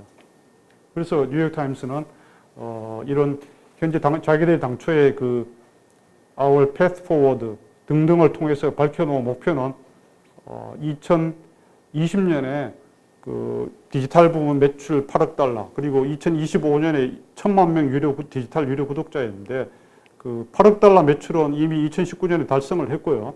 2025년 1,000만 명 유료 구독자도 이거보다 더 빨리 달성할 수 있을 것이다라고 일단 예상을 하고 있습니다. 그래서 아까도 이제 이 영업이익이나 이런 것이 많이 늘어났다고 하는 것이 말씀을 드렸습니다만은 뉴욕타임스가 이 디지털 구독경제 기업으로 사실상 거의 정체성을 시프트함에 따라서 이 규모의 경제가 작동해서 디지털 기업으로서의 수익성이 크게 늘어나고 있다고 할 수 있겠습니다. 뭐냐 하면은 디지털 유료 구독자가 500만 명일 때하고 1,000만 명일 때 비용이 2배 드는 게 아니지 않습니까? 오히려 디지털은 종이신문보다 뭐 딜리버리라든가 또 종이 원가 이런 것이 훨씬 적게 들기 때문에 물론 뭐 서버 용량을 좀 키우고 이런 건 있지만은 훨씬 그 수익률, 총 수익과 비용 간의 격차가 디지털 경제가 되면서 디지털 기업 되면서 훨씬 더 커진다고 합니다. 그래서 이익이 상향되는 그 현상이 벌어지고 이게 서비스로서 뉴스 비즈니스의 마법이라고 하는데 이런 상태가 되기 때문에 뉴욕타임스가 일정한 규모 이상, 지금 700만 명, 800만 명 이상, 그리고 1,000만 명 가까운 디지털 구독자를 확보할 경우에 훨씬 더 수익성이 높아져서 또 나름 경쟁력이 있을 것이다 이렇게 보고 있고요. 그 편집국 규모만 1,700명인데 이것은 아마 전 세계 신문기업 가운데에서 거의 유일하고 독보적으로 가장 많은 규모라고 스스로 뉴욕타임스도 자타가 인정을 하고 있습니다. 그 1,700명의 인력, 그리고 그것도 아까 말씀드린 독특하고 또 강력한 기자 시스템, 논설 시스템으로 운영되고 있기 때문에 뉴욕타임스하고 다른 회사들, 최근에도 뭐 폴리티코라든가 이런 매체들 인수합병 이런 움직임이 있었습니다만은 뭐 경쟁자가 될 수 있는 건 워싱턴 포스트나 뭐 다른 경제 매체들인데 오히려 격차가 더 벌어질 가능성이 높지 않느냐, 이런 것이 뉴욕타임스를 둘러싼 미디어 업계의 평가입니다. 뭐 이건 잘 아시는 대로 아서 그레그 설즈버그 현재 뉴욕타임스 발행인입니다.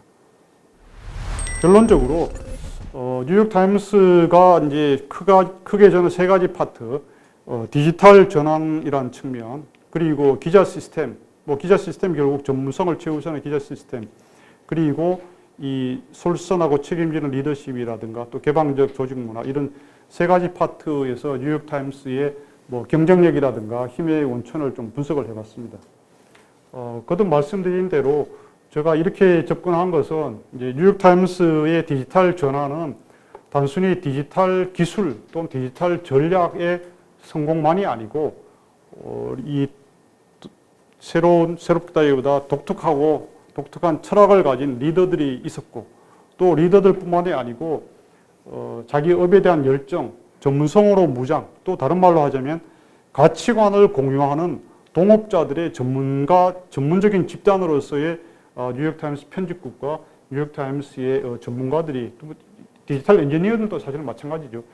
같이 있는 데다가 또 이 디지털 전환을 디지털 시대에 맞아서 주체와 객체, 그리고 접근하는 방법과 또 대상, 모든 것을 혁신함으로써 뉴욕타임스가 2000년대 초반에 어려움을 다시 극복하고 완벽하게 부활을 하면서 역전을 이루었다 이렇게 볼 수 있겠습니다. 근데 하여튼 거듭 말씀드리자면은 이 디지털 전환에 있어서 주목되는 것은 이 뉴욕타임스가 남의 것만 모방한 것이 절대 아니고 뉴욕타임스만이 갖고 있던 자기들의 과거의 강점, 과거의 힘, 과거의 경쟁력을 잊지 않고 그것을 주목하면서 그것을 현재 또 미래에 맞게 디지털 기술로 결합을 함으로써 더 강력한 시너지를 냈다고 볼 수 있겠습니다. 그리고 이 모바일 세대이자 디지털 세대의 가장 주력 소비 집단이고 또 가장 그쪽에 밝은 MZ 세대로 주인과 객체 모두를 확장하면서 콘텐츠의 품질과 또 범위도 혁신하고 다양화했다고 볼 수 있겠습니다. 그런 기자 시스템으로 업에 대한 열정을 유도하고 또 활성화하면서 사실은 30년 내지 40년 근무하는 사람이 수두룩하죠. 그죠? 수두룩해서 아까 말씀드린 헤드릭 스미스가 첫 번째 쓴 책이 그 모스크바 지국장을 마치고 1971년부터 74년까지 했는데 쓴 더 러시안즈라는 책입니다. 그때는 물론 이제 냉전 시기이기도 했지만은 그 책은 무려 16개 나라 언어로 번역이 되었고 미국의 정치학과 러시아 전공하는 사람들이 받겠지만 대다수 많은 그 대학교의 교재로 쓰였을 정도입니다. 그거는 헤드릭 스미스 한 사람의 예의지만은 우리가 많이 아는 뭐 토마스 프리드만이라든가 물론 이제 폴 크루그만은 기본적으로 교수 출신의 얘기여서 그렇습니다. 또 찰스 두히그, 아까 말씀드린 해리슨 솔즈베리 뭐 등등 수많은 이 뉴욕타임스의 저널리스트 또 이 기자들이 진짜 대학 교수라든가 연구원을 뺨치는 고급 저널리즘을 구현해내고 있습니다.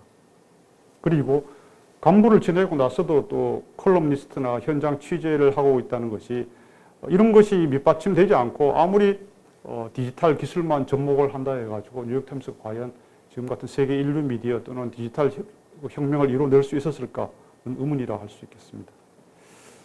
거듭 말씀드리지만 뉴욕타임스의 이런 공채도 없이 뜻과 가치관을 공유하는 프로들의 집단이면서 동시에 매년 그 다이버시티 리포트를 내면서 연령이나 젠더, 인종, 출신 대학도 그죠?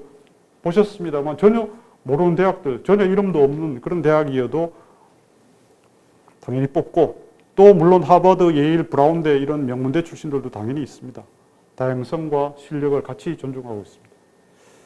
제가 뭐 산업화태에 오래 있다 보니까 이 뉴욕타임스 전체적으로 하면서 드는 생각이 이 짐 콜린스라는 미국 콜로라도 볼더의 개인 연구소를 가지면서 경영 전략 연구, 뭐 성공하는 기업, 실패하는 기업 연구한 사람이죠. 굿투 그레이트 이런 거 쓴 사람인데 이 사람의 그 이런 해지호 컨셉트, 그러니까 이 고슴도치 전략으로 이제 이 성공하는 기업의 특징을 이 사람은 분류를 했는데 여기 어떻게 보면 참 뉴욕타임스가 맞는 곳일 수 있겠다라는 생각이 많이 들었습니다. 서클 1, 2, 3가 있는데 뭡니까? 이 세상에서 당신이 어떤 분야에서 최고가 될 수 있는가? 서클 1, 그죠? 서클 2, 당신의 이코노믹 엔진은 무엇인가? 그런 말이죠. 서클 3, 가장 deeply passionate, 열정을 바치고 있는 게 어떤 분야인가? 그러니까 뉴욕타임스나 어쨌든 간에 자기들만의 분야, 저널리즘과 이 저널리즘을 바탕으로 한 소프트 콘텐츠 여기서 최고가 되고 또 경제 이걸 가지고 디지털 구독으로 돈을 벌고 또 모든 종업원들이, 종사자들이 그 발행인과 제일 말단의 평기자와 또 평직원까지 열정을 바치는 그 열정과 헌신의 조직이 될 수 있도록 한 것 같습니다. 마지막 결론적으로 모두에 말씀드린 대로 한국 언론이 참 많이 내우외한, 그죠? 그리고 이 소셜미디어의 범람 속에서 또 그리고 소셜미디어뿐만 아니라 1인 미디어 시대지 않습니까? 그죠? 참 전례 없는 위기에 처하고 있는데 이 뉴욕타임스를 보더라도 뉴욕타임스 역시 최악의 위기 상황을 그것도 1, 2년도 아니고 거의 5년, 10년 겪으면서 이렇게 혁신을 이루어내고 또 혁명과 같은 환골탈태를 이뤘지 않습니까? 그래서 이 위기가 한국 언론 또 한국 신문사들에게도 기회가 되기를 바라고요. 또 이러려면은 결국은 우리 리더들 또 종사자들 또 시스템 뭐 이런 것이 또 각 분야에서 최선을 다해야 될 것 같고 이걸 바탕으로 해서 진짜 우리 한국 언론도 좀 새롭게 르네상스를 이루고 요즘 기업에서 흔히 하는 이 딥 체인지를 이루어 나가는 하나의 단초라든가 시도를 조금이라도 아주 작은 분야에서 실천할 수 있는 분야에서라도 했으면 하는 바람이 많이 들고 있습니다. 그래서 거듭 말씀드리지만 뉴욕타임스는 뭐 우리가 해야 할 신주 같은 존재도 아니고 우리가 사대적으로 옛날에 중국을 바라보던 것처럼 뉴욕타임스는 대단하니까 우리도 뭐 이렇게 해야겠다. 이런 생각은 저는 바람직하지 않다고 생각합니다. 그러나 우리 각 언론사마다 그죠? 또 우리 한국이 처한 상황에서 각사가 처한 상황에서 뉴욕타임스의 이런 접근과 정신 중에 몇 가지라도 한두 개라도 우리도 노력을 한다면은 한국에서 또 우리 한국 사람들 워낙 실행 능력은 대단하니까 그죠? 이 퍼스트는 못해도 따라가는 건 잘하니까 하나의 또 새로운 우리 기적을 언론 분야에서도 해서 세계적 언론사들이 더욱 많이 생길 수 있지 않겠나 그런 소망을 품고 있습니다. 품어봅니다. 하여튼 두서없는 말씀 또 끝까지 들어주셔서 대단히 감사합니다. 네, 고맙습니다.